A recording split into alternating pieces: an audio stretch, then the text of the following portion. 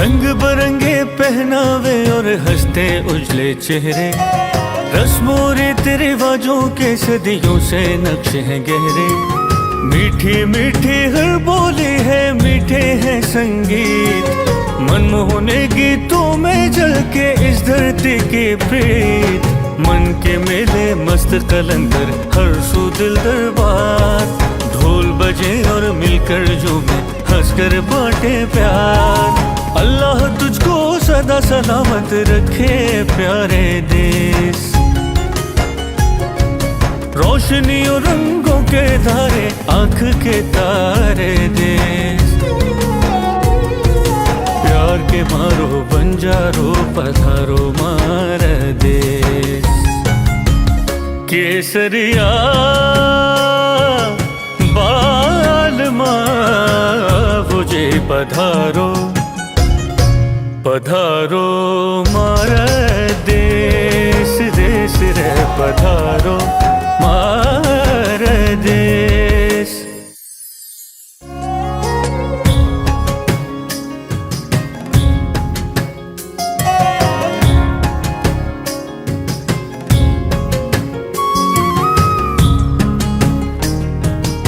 अस्सलामुअलैकुम। खूबसूरत देश पाकिस्तान, इसके हजार रंग हैं। मेहरगढ़, बलोचिस्तान, सिंध की तहजीब, मोहनजोदाड़ो, हड़प्पा, केपीके में चले जाते हैं, वहां से लेकर आपके पंजाब तक गंधारा सिविलाइजेशन, ये तमाम सिविलाइजेशन ने जन्म लिया था। पाकिस्तान उसी खित्ते में वाक़ है। सकाफत, खेलकूद, रहन सहन, ओढ़ना बिछोना, मेल मिलाप, खुशी गम, हम निकले हैं इन सारे रंगों को इकट्ठा करने, यकजा करने और पूरे पाकिस्तान की खूबसूरती आपके सामने पेश करने। हम आपके इलाकों में भी आएंगे और आपके साथ भी मिलेंगे और अपनी पाकिस्तान की सकाफत को न सिर्फ पाकिस्तान बल्कि पूरी दुनिया के सामने पेश करेंगे, पधारो हमारे देश के जरिए। इस वक्त हम उमरकोट में मूमल की माड़ी पे बैठे हुए हैं। ऐसी खूबसूरत जगह है और हवा बड़ी खूबसूरत चल रही है। यहाँ बैठ के एक अजब सी कैफियत हो रही है। शाह अब्दुल लतीफ़ भटाई ना सिर्फ सिंध का, ना सिर्फ पाकिस्तान का, एक दुनिया में बहुत बड़ा नाम है। शाह जो रसालों के हवाले से जो इश्किया दास्तानें उसमें उन्होंने बयान की हैं, जो इसके इश्क़ मिजाज से लेकर इश्क़ हकीकी तक के सफ़र की कहानियाँ बयान करती हैं। ऐसी ही कहानी है मूमल राणों की। मूमल एक शहजादी थी, सुंबल उसकी बहन थी, जैसलमेर की। उसने एक महल तामीर कर रखा था, एक तिलिस्माती महल, बहुत खूबसूरत थी। उसकी खूबसूरती के चर्चे ज़बान ज़दे आम थे। बहुत से शहजादे और राजे उसको पाना चाहते थे, मगर उसकी शर्त थी, जो मेरे महल के तिलिस्म को तोड़कर मेरे पास पहुंचेगा, मैं उसी से शादी करूंगी। बहुत से लोगों ने कोशिश की, मगर होता क्या था, जब तिलिस्म तोड़ नहीं सकते तो आपको जान देनी पड़ती थी। राणो जिनका ताल्लुक उमरकोट से था, शहजादा भी कहा जाता है और कुछ जगह उनको यहाँ का बादशाह भी लिखा गया है, वो जैसलमेर में शिकार करने गए अपने दोस्तों के साथ। और उन तक भी जब ये खबर पहुंची तो उन्होंने अपने दोस्तों से कहा कि मैं इस तिलिस्म को तोड़ूंगा और मूमल तक पहुंचूंगा। दोस्तों ने उनको मना किया, मगर वो ज़हीन थे, बहादुर थे और तिलिस्म तोड़ने में कामयाब हुए और शहजादी तक पहुंच गए। और शहजादी ने जो कहा था, जो इस तिलिस्म को तोड़ेगा मैं उसकी हो जाऊंगी, और दोनों में आपस में वादे हुए। और फिर उन्होंने कहा कि मैं अब वापस जाऊंगा उमरकोट और फिर आपको लेने दोबारा आऊंगा। वो आ गए, मगर फिर जब वापस ना आए और बहुत दिन बीत गए और मूमल उनके लिए रोती थी, तो उनकी बहनों ने जब ये देखा तो उनमें से एक बहन ने मर्दाना लिबास पहना और रूप धारा एक मर्द का, और वो दोनों हंसने लग पड़ी, आपस में बातें करने लग पड़ी। बातें करते करते एक बिस्तर पर दोनों बहनें सो गई। उसी रात ये शहजादा रानो वहाँ पर पहुँच गया। जब शहजादा वहाँ पर पहुँचा तो उसने इस कमरे में देखा, एक मर्द को देखा, तो अपनी छड़ी छोड़कर वहाँ से वापस आ गया। सुबह जब उसकी आँख खुली, उसने वो छड़ी देखी तो वो समझ गई कि वो गलतफहमी का शिकार होकर शहजादा चला गया है। वो उसके इंतजार में रोती रही, रोती रही और फिर वो मर गई। इस कैफियत को शाह अब्दुल लतीफ़ भटाई ने अपने कलाम में बड़ी खूबसूरती से पेश किया है। हमारे साथ अरबाब नेक मोहम्मद साहब तशरीफ़ रखते हैं, जिनका ताल्लुक इसी खित्ते से है। शाह अब्दुल लतीफ़ भटाई को बड़े शौक़ से पढ़ते हैं, कलमकार भी हैं, अदीब हैं, लिखारी हैं, और हमने इनको ज़हमत दी हमारे साथ बैठे हैं। तो शाह अब्दुल लतीफ़ भटाई रहमतुल्लाह अलैह का एक पूरा सुर है, सुर मूमल राणो, और उसको गाने के हवाले से भी एक मखसूस टाइम में गाया जाता है। तो इस किरदार को, जिस तरह हीर और रांझे के किरदार को वारिस शाह ने अमर कर दिया था, भटाई साहब के रिसाले शाह जो रिसालों में ये तफसील के साथ जो है वो उन्होंने इसको अमर कर दिया। शमा बारिंदे शब पिरे बाखूं कढियूं, मोट मरां थी मेहंदरा राणा कारण रब तुझी तात तलब कांग उड़ायम काक जा, यानी वो महेंद्र के इंतज़ार में किस तरह फरिफ्ता हो चुकी थी। और इसकी दास्तान को फिर ये सुर मुमल राणो पूरा सुर जो है उसमें ये महफूज हो गया है। वाह, अगर आप इसका थोड़ा तर्जुमा कर दें। शम्मा बारिंदे शब, मैंने पूरी रात में आपके इंतज़ार में चिराग जलाती रही, फिर बाखूं कढूं, और सुबह की वो पौ फूटने का जो है वो हसीन मंजर भी माना ज़ाहिर हो रहा है। मोट मरा थी महेंद्रा, महेंद्रा मैं तेरे इश्क में मौत के मंजिल पर पहुंच चुकी हूँ। राणा कारण रब, मैं तुझे वास्ता देती हूँ अल्लाह ताला क्या कि तू जल्दी आ जा। मूमल की माड़ी जहाँ हम बैठे हुए हैं, ये सब कुछ हमें रवायात से मिलता है। ये जो आसार हैं ये बता रहे हैं कि इस टीले के नीचे कुछ ना कुछ तो है। तो कोई मुस्तनद रवायात भी हैं या इसके बारे में भी कोई मुख्तलिफ रवायात हैं? असल में एक मुमल की माड़ी घोटकी डिस्ट्रिक्ट जो माना पंजाब रमियार खान से बिल्कुल ही पहला ज़िला जो है सिंध का, उसमें भी मुमल की माड़ी है। जी जी। और बाद रवायात में मुमल की माड़ी को जैसलमेर के करीब भी दिखाते हैं मौरख।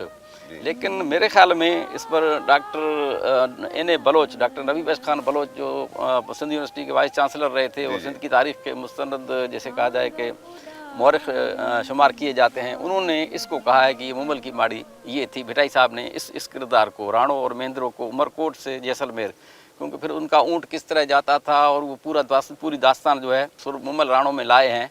तो ज़्यादा यानी मुस्तनद ये है कि ये मुमल की माड़ी है। बहुत कुछ है हमारे पास एक्सप्लोर करने को इन रवायात में से, जो हमें बहुत कुछ खो जाते हैं। एक नॉस्टैल्जिक फीलिंग होती है और पाकिस्तान टेलीविज़न की कंट्रीब्यूशन भी रही है इस सिलसिले में बहुत ज़्यादा। हम निकलेंगे यहाँ से उमरकोट को और इर्द गिर्द के जो खूबसूरत इलाके हैं उनको जाकर उसकी सकाफत को एक्सप्लोर करेंगे, आपके लिए पेश करेंगे।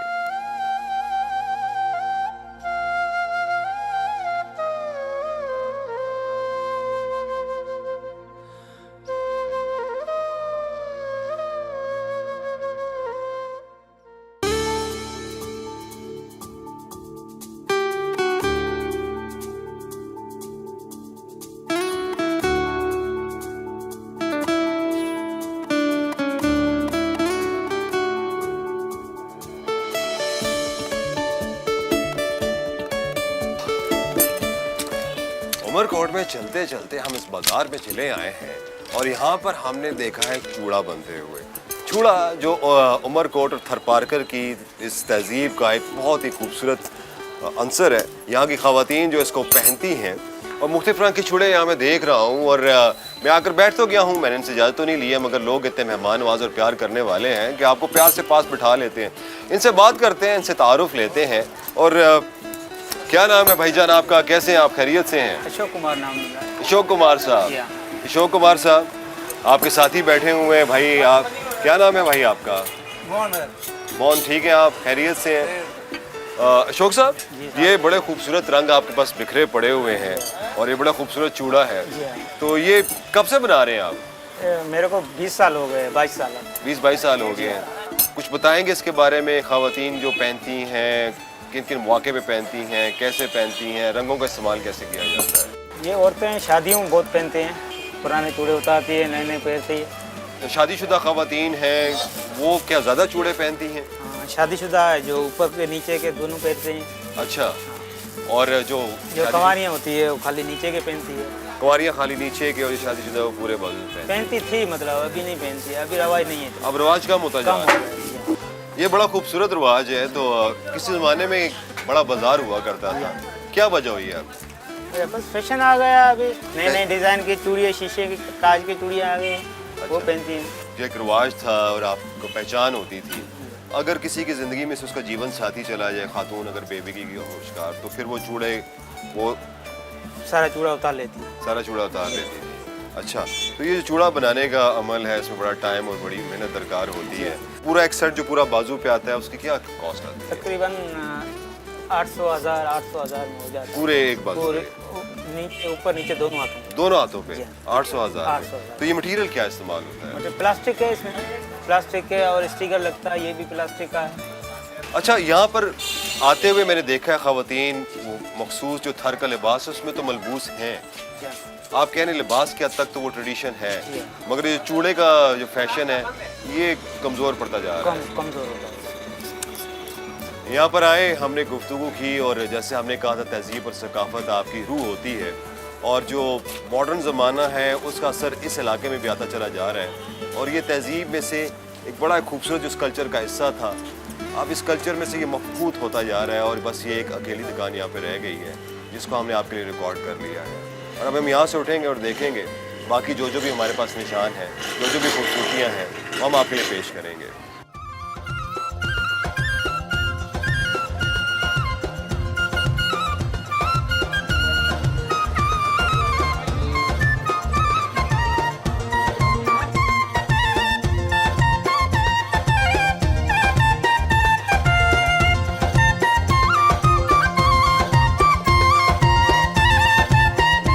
ऐसे तो चांदी की तारीख बहुत पुरानी है। आज से तकरीबन 5000 साल कबल अनातोलिया टर्की से चांदी बरामद हुई थी और फिर उसने वहाँ पर करेंसी का रूप धार लिया था।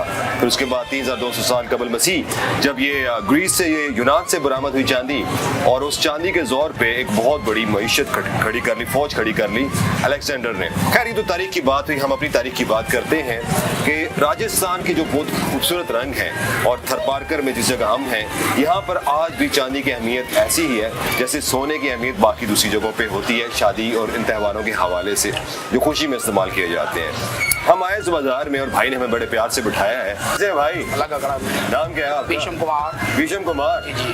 भीषम कुमार, कुछ बताएं इनके हवाले से हमें। ये हमारे पास जो है, हम डेजर्ट में बैठे हैं, डेजर्ट एरिया पे। जी जी। ये पूरा थरपारकर लगता है हमें। जिसकी की भी शादी होती है, चाहे अकलियत हो चाहे सिरत हो, तो उनमें थोड़ा बहुत गरीब 1 तोला आधा तोला सोना परचेजिंग करता है और चांदी ज्यादा परचेजिंग करता है। चांदी जो है उनको जेवरात में देते हैं, जैसे शादी में देते हैं। अच्छा, तो ये जो डिजाइन है ये पुराने डिजाइन चले आ रहे हैं, ट्रेडिशनल है कि इसमें जिद्दत भी आती रहती है? तमाम पुराने, जब बहुत एंटिंग है, तकरीबन हमारे पैदाइशी से भी पहले की ये डिजाइन है। अच्छा। जी हाँ, वही चलते आ रहे हैं, रवायत जो है पुरानी सी, वही रवायत को लेकर आ रहे हैं अभी तक। अच्छा जी। अच्छा, ये मुख्तलिफ आपके पास कड़े और डिजाइन चीजें पड़ी है, तो कुछ दिखाए ना हमें। जी जी। ये बाही है। बाही। बाही। अच्छा, इसको बाजू में पहनते इसमें हैं। बाजू में ऊपर पहनते हैं। ठीक है ठीक है। ठीक है। और उसके बाद जो है ये है कड़ी, ठोस कड़ी है। अच्छा अच्छा। ये पाँव में पहनते हैं, वजनी है, 40 तोला वजन है इसका। 40 तोला। ये है गुजरी, ये हाथ में डालते हैं। अच्छा अच्छा। ये हाथ डलती है, ये भी लेटेस्ट में आई है। ये है चूड़ी, ये भी बहुत लेटेस्ट है। ये हाथ में डलती है, आटा डालते हैं, 6 डालते हैं, लेकिन हाथ में डलती है ये चूड़ी। अच्छा अच्छा अच्छा। अच्छा भाई भीषम भाई, अब आपसे इजाजत चाहते हैं, जिंदगी रही तो फिर आपसे मुलाकात होगी। क्या है आपको, लेकिन हमारा सा एक छोटा सा तोहफा है, वो आपको पेश करेंगे। अरे आपकी मुस्कुराहट से बड़ा तोहफा क्या है? मसला ही नहीं है। अरे ये क्या? ये हमारी इधर की सकाफत है। अरे भाई भीषम भाई, आपकी मुस्कुराहट, आपका तोहफा हम दिल से लगा के रखेंगे। ये मोहब्बत, ये प्यार आपको यहीं पे मिलेगा। बहुत बहुत शुक्रिया, बहुत बहुत शुक्रिया, आप सबका बहुत बहुत शुक्रिया। रब राखा।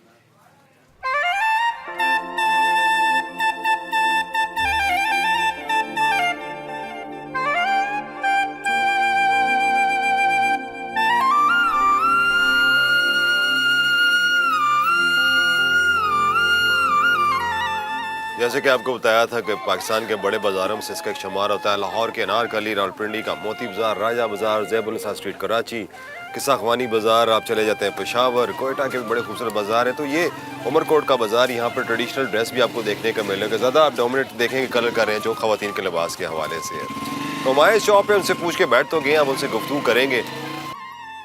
क्या नाम है आपका? मेरा नाम खेमचंद। खेमचंद भाई, ये सारा यहाँ पर ट्रेडिशनल है, सर्दियों में ये लिबास पहना जाता है। ये नहीं, हमारे जो देहात के लोग हैं ना, सर्दी और गर्मी दोनों पहनते हैं। सर्दी और गर्मी दोनों हाँ, जी पहनते हैं। अच्छा अच्छा जी अच्छा हाँ। अच्छा। कौन सा रंग है जो ज्यादा पहना जाता है? लाल कलर। अच्छा, ये मैं बड़ा खूबसूरत देख रहा हूँ। हाँ, ये और सोड़ और बिछान जो होती है ना, वो है ये ओढ़ने वाली, बिछाने वाली। ये कहाँ बिछाते हैं? ये मिट्टी से बनती है, हाथ की बनी हुई होती है। हाथ की? अच्छा, ये हाथ की बनी हुई हाँ है। जी हाँ। ये शादी के मौके हाँ, पे मौके पे देते हैं, दहेज में लड़की को लड़की को जहेज में बिस्तरा देते देते हैं। हैं ना, बिस्तरा ये एक। तो ये किस तरह गायज होता है? ये 1600 का बिस्तरा है। पूरा 1600 का हाँ जी, बिस्तरा है। बिस्तरा एक। ठीक, तो फिर मैं भी एक पे करा लूंगा, ये तो बड़ा कुछ नहीं, खूबसूरत कुछ नहीं, है। अच्छा, उसके अलावा जैसे एक मैं वहाँ पर गए थे चूड़ा पे, तो वहाँ पर भी वो कह रहे हैं उस पर काफ़ी असरअंदाज हो गया, अब चूड़ा कम बिकता है। हाँ। तो क्या आप ट्रेडिशनल के अलावा भी खवातीन और तरह के भी लिबास पहनती हैं कि, मगर अभी भी कपड़े के मामले में कम से कम वो नहीं, हमारे पास रोटे में जो लेते हैं ना, वही चलता है। अच्छा। हाँ। हाथ के काम का कुछ पड़ा हुआ है हाथ आपके का पास? काम का ये पड़ा हुआ है। अरे वाह, ये चादर, ये मारवी चादर है, हाथ की बनी हुई है। अच्छा अच्छा ये अच्छा। रंगत भी हाथ की, ये काम जो बना है ये हाथ का बना हुआ है।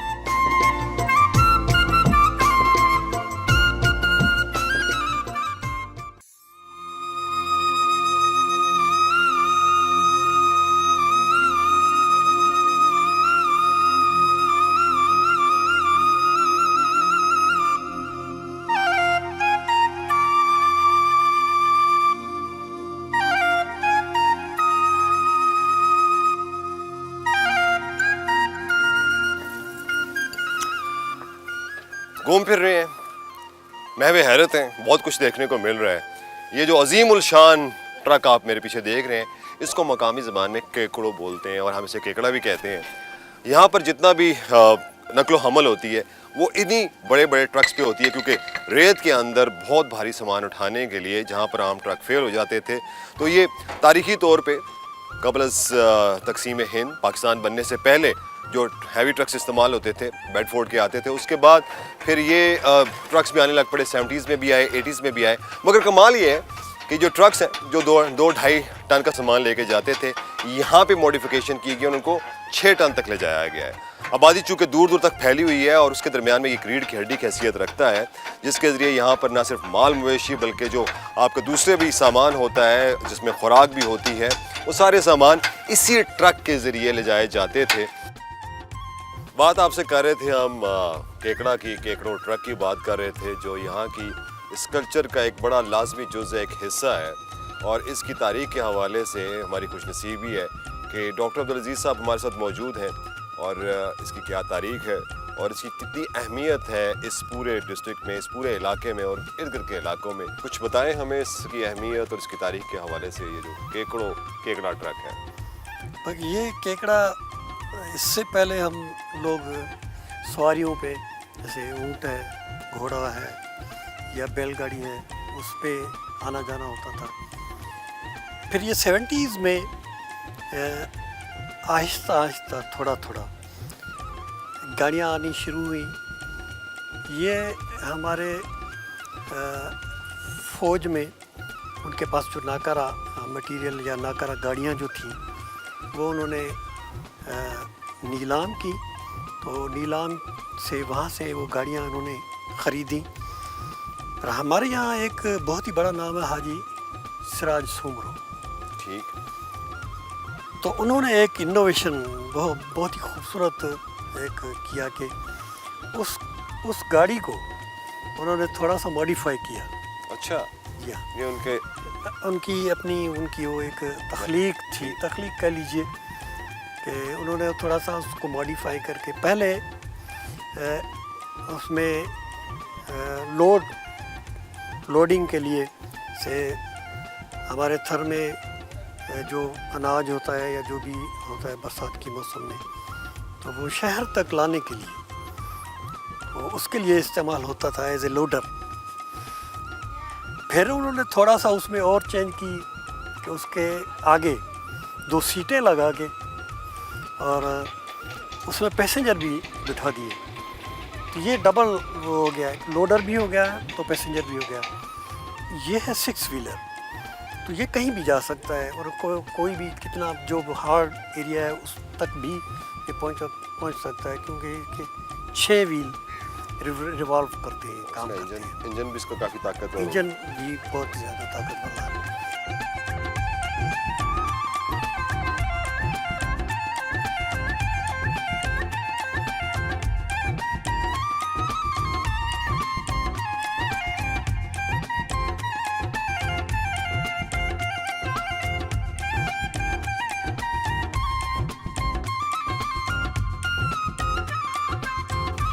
तो इसमें जो है ये 6x6 इसका जो है अच्छा हवा पे है सर। अच्छा, हाँ माशाल्लाह।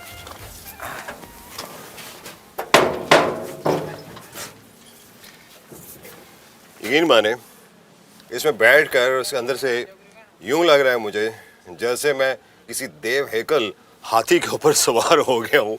और आई वंडर कि जब मैं सरा के अंदर जाऊँगा तो किस तरह की मेरी फीलिंग्स होंगी। But what ever it is an amazing amazing art, amazing skill जो इन लोगों का है।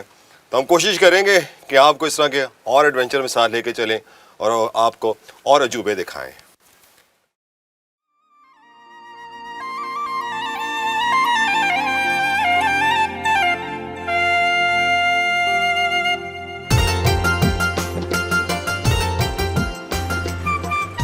सहरा की ज़िंदगी की खूबसूरती भी है जो कि हमें बड़ी सख्त मुशक्कत लगती है। हम तो सुबह बिस्तर से उठते हुए 10 दफ़ा उतरे ना उतरे, मगर यहाँ की ज़िंदगी का ये ख्याल है फजर की नमाज से वक्त के लोग उठते हैं और रोज़गार के सिलसिले में ये शहर चले जाते हैं यहाँ पर उमरकोट में। उसके बाद इनका वापसी का सफ़र होता है इस वक्त रात 10-11 बजे। कुछ लोग तो 100 मील तक जाते हैं। इन सवारियों पर अपने गाँव में वापस जाते हैं और उसके बाद अगले दिन फिर सुबह फजर के वक्त ये अपने काम काज के लिए, रोज़गार के लिए यहाँ पर चले आते हैं। ऊपर आप जो सामान देख रहे हैं इसमें अनाज भी है, इसमें खुराक भी है, लेकर जाते हैं। और कुछ और गाड़ियाँ भी आती हैं जाती हैं जिसमें माल मवेशी भी वहाँ से लेकर आते हैं और फिर वो माल मवेशी उसको आगे उसकी फ़रोख्त भी की जाती है। तो जितनी भी खरीदो फरोख्त है वो यहाँ पर होती है। इसमें कुछ फैमिलीज़ अपने खरीदो फरोख्त के लिए आते हैं, बच्चे भी आते हैं, बड़े भी आते हैं।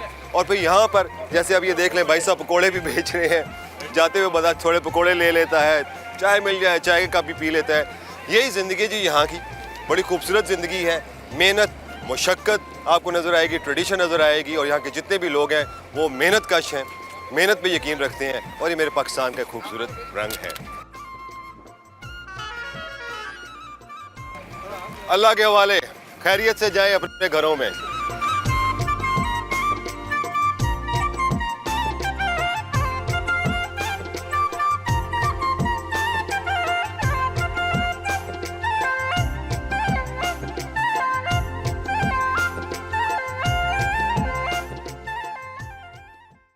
जब हम सहरा की सैर को निकलते हैं, घर पार कर आते हैं, तो सहरा के रहने वाले अपने रब ताला से बड़े करीब होते हैं। मजाज की हकीकत जानने के लिए आपको यहीं आना पड़ता है। दर्द है इनकी आवाज़ में, सोज है इनकी आवाज़ में, मोहब्बत है इनकी आवाज़ में, इश्क है इनकी आवाज़ में।